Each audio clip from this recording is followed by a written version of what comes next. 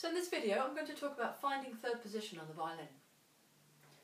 First of all, put your violin up on your shoulder and make sure you're holding it in a nice relaxed way. Make sure your shoulders relaxed, that your jaw's relaxed, that your left arm just drop down by your side and swing it gently to and fro to make sure it's nice and loose and floppy. Then lift your left hand up to the end of the neck as you usually would, and just double check that when you put your hand to the end of the neck that you're not gripping between the side of the thumb and the base of your first finger.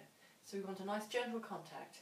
They both need to be in contact with the neck, the side of the thumb and the base of the first finger in contact with the neck, but you must be very careful not to squeeze between the thumb and the base of the first finger, because that will make it very hard for you to change position.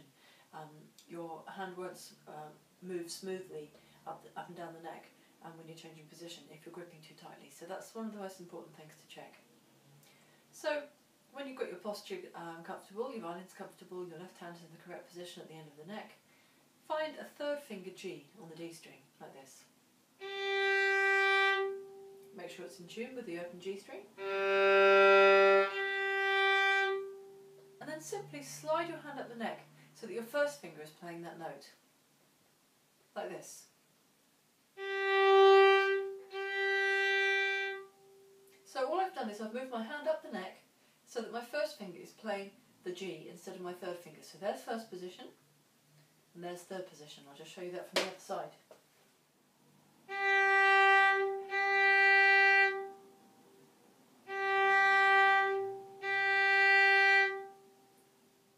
Now can you see that as I slide my hand up the neck, the relative position of my thumb and first finger stays exactly the same.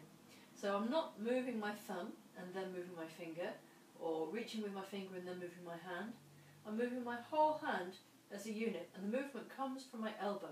So my hand doesn't really know anything about the shift. My hand is in exactly the same shape as it is in first position. All that's happened is that I've closed my arm up slightly so that my hand goes further up the neck. So just watch that again.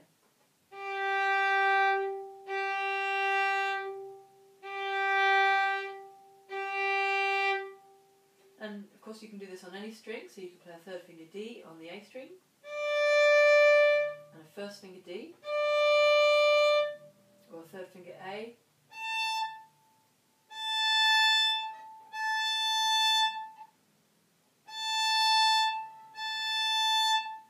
or a third finger C, and then a first finger C. The movement's always the same.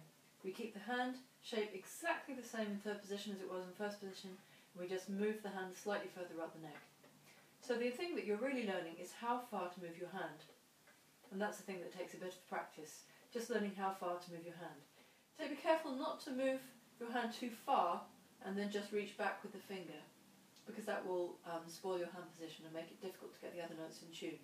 Similarly, be careful not to move your hand not far enough and then to reach forward with the finger, because again that will make your hand position uncomfortable and make particularly fourth fingers very difficult to play.